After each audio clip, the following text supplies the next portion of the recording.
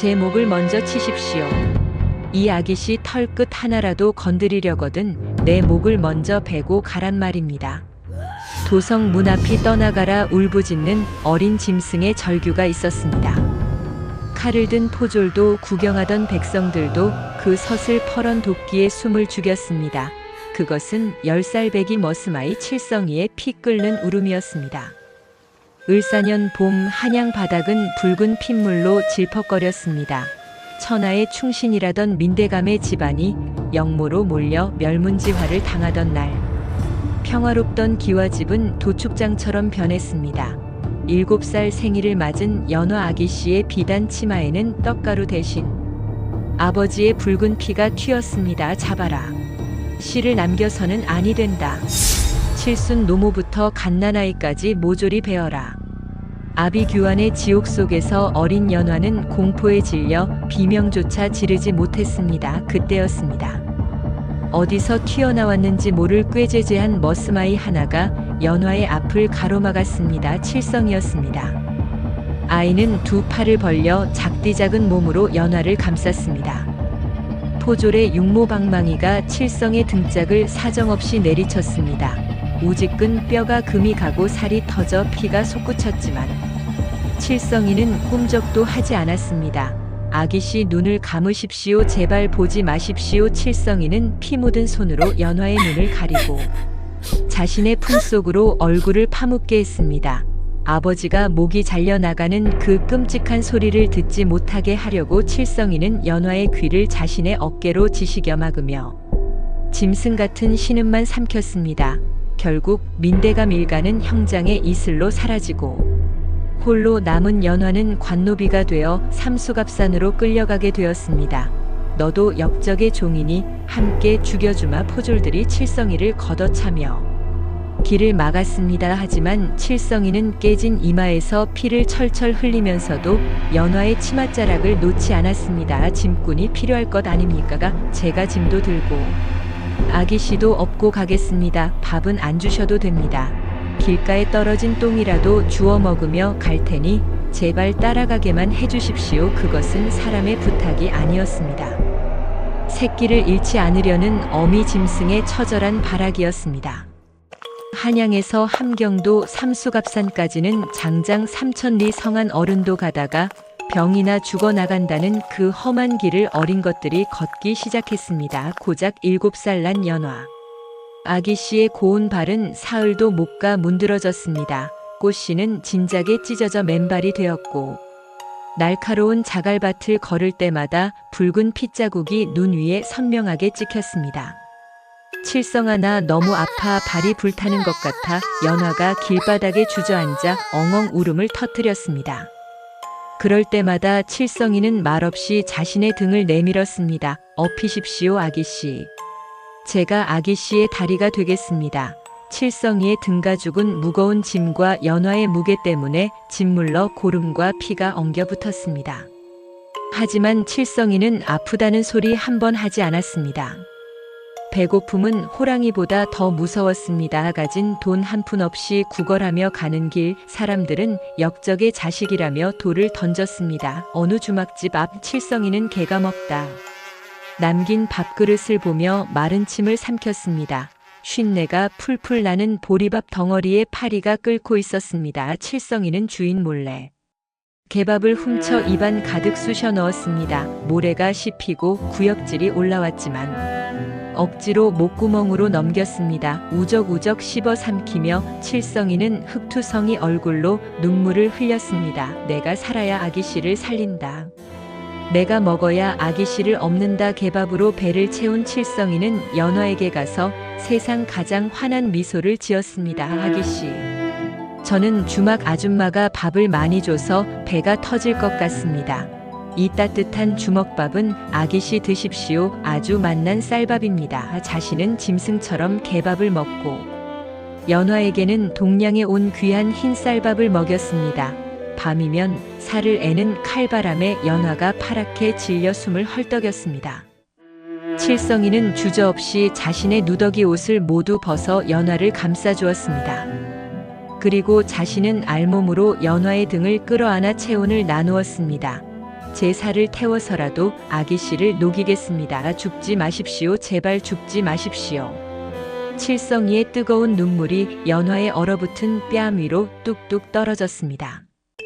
석 달 열흘을 걸어 도착한 유배지 삼수갑산은 사람이 살 곳이 아니었습니다. 지붕은 썩어 내려앉아 하늘이 훤히 보이고 벽은 구멍이 숭숭 뚫린 귀신 나올 법한 흉가였습니다. 도착한 첫날부터 몰아치는 눈보라는 두 아이의 목숨을 끊어놓을 듯 기세등등했습니다. 먹을 것이 없어. 칠성이는 눈 덮인 산을 네 발로 기어다니며 먹을 것을 찾았습니다. 늑대가 먹다 버린 썩은 노루고기를 주워와 맹물에 끓였습니다. 비릿한 냄새가 진동했지만 그것마저 부족해 칠성이는 주저없이 자신의 손가락을 깨물었습니다. 검붉은 피가 뚝뚝 떨어져 묽은 죽 위로 붉게 번졌습니다. 아기씨, 이건 제가 산에서 잡은 사슴피입니다. 몸보신하셔야 합니다. 얼른 드십시오. 칠성이는 거짓말을 하며 피가 섞인 죽을 연화에게 먹였습니다. 연화는 그것이 칠성의 피인 줄 알면서도 살아야 했기에 눈물을 삼키며 그 죽을 비웠습니다. 칠성이는 연화가 남긴 찌꺼기 죽을 핥아먹으며 배고픔을 달랬습니다. 한겨울 땔감이 떨어지자 방 안의 물그릇이 꽁꽁 얼어 터졌습니다. 칠성이는 도끼도 없이 맨손으로 언 땅을 파기 시작했습니다. 죽은 나무 뿌리라도 캐서 군부를 지펴야 연화 아기씨를 살릴 수 있었기 때문입니다. 호미도 없이 손가락으로 돌처럼 굳은 흙을 파내다 보니 손톱 10개가 모조리 빠져버렸습니다. 생살이 터지고 손가락 뼈가 허옇게 드러나 피가 철철 흘렀지만 칠성이는 멈추지 않았습니다. 손이 얼어 터지는 고통보다 연화 아기씨가 추위에 파랗게 질려 떠는 것이 더 끔찍했기 때문입니다. 아기씨, 방바닥만 따뜻하면 내 손가락쯤은 썩어 문드러져도 상관없습니다. 칠성이는 고름이 나오는 손을 차가운 눈 속에 파묻으며 미친 사람처럼 웃었습니다. 동네 사람들은 그런 칠성을 보며 혀를 찼습니다. 저놈은 사람이 아니다. 미쳐도 단단히 미친 놈이다. 귀신이 씌워도 저렇게는 못한다. 하지만 그것은 미친 것이 아니었습니다. 천한 머슴이 고귀한 주인을 위해 바칠 수 있는 가장 위대하고도 지독한 사랑이자 헌신이었습니다. 그해 겨울 삼수갑산의 눈밭에는 칠성이가 흘린 피눈물이 얼어붙어 붉은 꽃처럼 박혀 있었습니다. 지옥 같은 세월이 흘러 10년이 지났습니다. 개밥을 먹고 피를 마시며 자란 칠성이는 어느새 떡 벌어진 어깨를 가진 청년이 되었습니다. 하지만 그의 온몸은 상처투성이고 얼굴은 모진 고생에 찌들어 제 나이보다 20살은 더 먹어 보이는 괴물 같은 몰골이 되었습니다. 손마디는 옹이처럼 굵어졌고 피부는 거북이 등껍질처럼 갈라져 피고름이 마를 날이 없었습니다. 반면 칠성이의 피와 땀을 먹고 자란 연화는 눈부시게 아름다운 여인이 되었습니다. 기운 무명옷을 입고 있어도 귀티가 흐르는 연화의 미모는 삼수갑산 골짜기에 소문이 자자했습니다. 어느 날 동네 왈패들이 술에 취해 연화가 있는 폐가로 몰려왔습니다. 역적의 딸년이면 관기나 마찬가지 아니냐. 술이나 한 잔 따르거라. 왈패들이 연화의 손목을 잡으려는 순간 칠성이가 녹슨낫한 자루를 들고 나타났습니다. 그의 눈은 이미 사람의 눈이 아니었습니다. 새끼를 지키려는 굶주린 늑대의 눈이었습니다. 내 아기씨를 쳐다보는 놈은 누나를 파버릴 것이고 손끝 하나라도 건드리는 놈은 그 자리에서 목을 칠 것이다. 칠성이의 몸에서 뿜어져 나오는 지독한 살기와 광기에 천하의 왈패들도 오줌을 지리며 도망쳤습니다. 그날 밤 연화는 칠성의 거칠고 흉측해진 손을 잡고 하염없이 울었습니다. 칠성아, 나 때문에 내 인생이 망가졌구나. 나 같은 건 잊고 제발 너라도 떠나서 사람답게 살 거라. 좋은 여자 만나 장가도 들 거라. 연화의 눈물에 칠성이는 털썩 무릎을 꿇고 연화의 발등에 뜨거운 입술을 맞추었습니다. 아기씨가 내 목숨입니다. 목숨을 버리고 어디로 가란 말입니까가 죽어서 귀신이 되어도 저는 아기씨 문지방을 지키는 개가 될 것입니다. 다른 여자는 제게 돌멩이보다 못합니다. 제게 여인은 오직 아기씨 한 분뿐입니다. 주인과 종이 아닌 남자와 여자로서의 끈적하고도 아픈 정이 숯불처럼 타오르고 있었습니다. 그 밤. 두 사람의 그림자는 희미한 호롱불 아래서 하나로 겹쳐져 흔들렸습니다. 한양의 조판서는 지독한 위인이었습니다.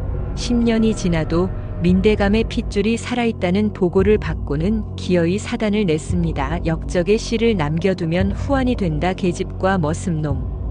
모조리 죽여 없애라. 시체도 남기지 마라. 조판서가 보낸 천하의 살수들이 금운밤을 틈타 삼수갑산 폐가를 포위했습니다.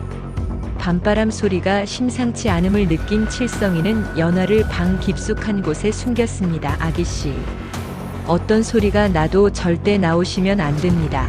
저를 믿으십시오. 칠성이는 방문을 걸어 잠그고 마당 한복판에 섰습니다. 손에는 10년 동안 갈고 닦은 낫 한 자루가 서슬퍼렇게 빛나고 있었습니다. 5명의 복면 쓴 칼잡이들이 시퍼런 칼을 번뜩이며 담장을 넘어 칠성이를 에워쌌습니다. 비켜라 머슴놈아, 계집의 목만 가져가면 너는 살려주마. 칠성이는 입가에 비릿한 미소를 지으며 짐승처럼 으르렁거렸습니다. 웃기지 마라. 내 시체를 넘기 전엔 어림없다. 내 심장이 멈추기 전에는 아무도 이 방문을 열 수 없다. 칠성이는 이미 죽음을 각오하고 있었습니다. 그의 눈빛은 살고 싶은 자의 눈빛이 아니라 사랑하는 여인을 위해 기꺼이 찢겨 죽겠다는 광기로 번뜩였습니다. 살기 어린 바람이 불고 살수들의 칼끝이 칠성의 목을 겨누는 순간 정막을 깨고 처절한 혈투가 시작되었습니다. 그것은 싸움이 아니라 일방적인 도륙이 될 것이 뻔했지만 칠성이는 물러설 곳이 없었습니다. 등 뒤에 자신의 하늘인 연화가 있었기 때문입니다. 서걱하는 소리와 함께 날카로운 칼날이 칠성의 어깨를 깊게 베었습니다. 살점이 뚝뚝 떨어져 나가고 붉은 피가 분수처럼 솟구쳐 눈밭을 적셨습니다. 하지만 칠성이는 비명 한 번 지르지 않고 달려들었습니다. 고통을 모르는 괴물처럼 칼에 찔린 채로 살수의 목을 물어뜯고 뼈가 부러진 팔로 다리를 걸어 넘어뜨렸습니다. 그건 사람이 싸우는 게 아니었습니다. 새끼를 지키는 어미 짐승 앞귀가 된 사내의 처절한 발악이었습니다. 3명의 살수가 칠성의 낫에 쓰러졌지만 칠성이 또한 온몸이 걸레짝처럼 찢겨 있었습니다. 왼쪽 눈은 피로 덮여 보이지 않았고 다리는 너덜거렸습니다. 그때 마지막 남은 살수 대장의 칼이 칠성의 배를 깊숙이 뚫고 들어왔습니다. 푹 하는 소리와 함께 칼날이 등을 뚫고 나왔습니다. 억하는 외마디 비명과 함께 칠성이가 무릎을 꿇었습니다. 이제 죽어라 끈질긴 놈. 살수가 칼을 비틀며 확인 사살을 하려는 찰나 칠성이는 뱃속에 박힌 칼날을 맨손으로 꽉 잡았습니다. 손바닥이 잘려나가는 끔찍한 고통 속에서도 그는 칼을 놓지 않았습니다. 안 된다. 절대 못 간다. 내 아기씨는 못 건드린다. 입에서 붉은 피를 토하며 버티는 칠성의 기괴한 눈빛에 살수가 공포에 질려 뒷걸음질 쳤습니다. 이놈은 사람이 아니다. 귀신이다. 바로 그때 어둠 속에서 슉 하고 날아온 화살 하나가 살수의 머리통을 꿰뚫었습니다. 10년 전부터 칠성을 지켜보던 숨어 살던 무관 최형감이 활을 들고 서 있었습니다. 칠성이는 창자가 끊어지는 고통 속에서도 범벅이 된 몸을 이끌고 방문을 향해 기어갔습니다. 자신의 내장이 쏟아지는 줄도 모르고 문지방을 긁으며 불렀습니다. 아기씨, 무사하십니까? 제가 막았습니다. 겨우 목숨을 건진 칠성이는 사흘 밤낮을 사경을 헤매다 깨어났습니다. 배에는 붕대를 칭칭 감고 있었지만 상처는 채 아물지도 않아 움직일 때마다 피가 배어 나왔습니다. 연화는 떨리는 손으로 아버지 민대감이 남긴 혈서를 꺼내 칠성에게 주었습니다. 칠성아, 이것이 아버지가 남긴 조판서의 비리장부다. 이것을 한양에 전해야만 우리의 억울함을 풀 수 있다. 하지만 너의 몸이 이래서야 어찌 가겠느냐. 칠성이는 주저없이 그 혈서를 받아 자신의 상처난 가슴속 깊이 품었습니다. 걱정 마십시오, 아기씨. 제 목숨이 붙어있는 한 반드시 다녀오겠습니다. 살아서 돌아오지 못할 길임을 알면서도 칠성이는 성치 않은 몸을 이끌고 최영감이 내어준 말에 올랐습니다. 떨어지지 않으려 자신의 몸을 밧줄로 말 안장에 꽁꽁 묶었습니다. 3000리 길을 달리는 동안 상처가 터져 붕대가 붉게 물들고 고름이 흘러내려 말의 등까지 적셨습니다. 열이 펄펄 끓어 정신이 혼미해지면 허벅지를 꼬집고 혀를 깨물며 버텼습니다. 말에서 떨어져 구르고 걷지 못하면 기어서 산을 넘었습니다. 내 심장이 멈추기 전에는 멈출 수 없다. 아기씨가 기다린다. 그는 짐승처럼 울부짖으며 한양 땅을 향해 피 묻은 발자국을 찍었습니다. 오직 연화 아기씨를 살리겠다는 일념 하나가 이미 죽어가는 육신을 억지로 움직이고 있었습니다. 그의 모습은 산 사람이 아니라 지옥에서 돌아온 복수의 화신이었습니다. 보름 만에 도착한 한양 도성 앞은 사람들로 북적였습니다.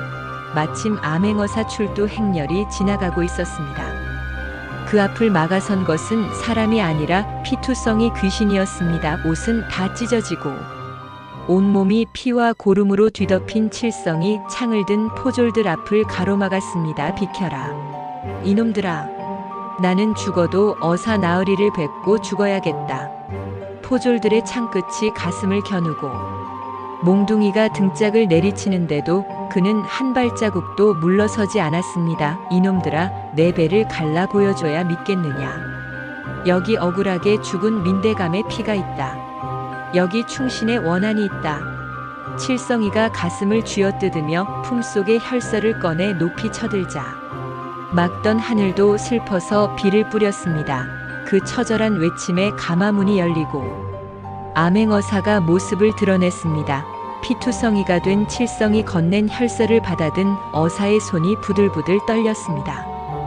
혈서에는 민대감의 피눈물과 칠성의 붉은 피가 함께 엉겨붙어 있었습니다. 세상에 이토록 처참하고도 위대한 충심이 있었단 말인가. 칠성이는 그제야 긴장이 풀린 듯 피 섞인 웃음을 토하며 쓰러졌습니다. 아기씨, 이제 됐습니다. 약속을 지켰습니다. 그날 한양 하늘에는 서슬 퍼런 어명이 떨어지고 조판서 일가는 줄줄이 옥에 갇혔습니다. 조판서 일당이 처형되고 민대감의 억울한 누명이 10년 만에 벗겨졌습니다. 연화는 다시 양반 신분을 회복하고 화려한 가마를 타고 한양으로 금이 환양했습니다. 수많은 사람들이 연화를 보며 환호했지만 연화의 눈은 오직 한 사람 칠성이만을 찾았습니다. 구석진 행랑채 다 죽어가는 몸으로 짐을 싸고 있는 칠성이가 보였습니다. 아기씨, 저는 이제 소임을 다했으니 떠나겠습니다. 천한 놈이 귀하신 아기씨의 앞길을 막을 수는 없습니다. 부디 좋은 분 만나 행복하십시오. 칠성이가 절뚝거리며 대문을 나서려 하자 연화가 버선발로 달려가 칠성의 뺨을 때리며 통곡했습니다. 이 미련한 놈아, 내가 죽어가며 지킨 목숨이다. 내가 없으면 나도 죽는다. 벼슬도 싫고 양반도 싫다. 다 필요 없다. 연화는 칠성의 흉터투성이 가슴에 얼굴을 묻고 오열했습니다. 지난 10년간 나의 하늘은 바로 너였다. 내가 나를 살렸으니 내 남은 목숨은 너에게 바치겠다. 이 기막힌 사연을 전해 들은 임금님은 용상에서 내려와 눈물을 훔쳤습니다. 너야말로 하늘이 낸 충신이자 진정한 사내로다. 임금님은 칠성에게 면천을 명하고 정삼품 당상관 벼슬을 내리며 두 사람의 혼례를 주선했습니다. 화창한 봄날 민대감 댁 마당에는 다시 붉은 모란꽃이 흐드러지게 피었습니다. 수많은 하객들의 축복 속에서 칠성이는 다리를 조금 절었지만 세상 누구보다 늠름한 신랑으로 입장했습니다. 연지곤지를 찍은 연화가 칠성의 손을 꼭 잡았습니다. 두 사람은 서로를 바라보며 하염없이 눈물을 흘렸습니다. 그 어떤 고난도 죽음도 갈라놓을 수 없었던 핏빛 사랑이 마침내 아름다운 꽃을 피운 것입니다. 사람들은 먼 훗날까지도 머슴 칠성이의 위대한 사랑을 이야기하며 눈시울을 붉혔습니다.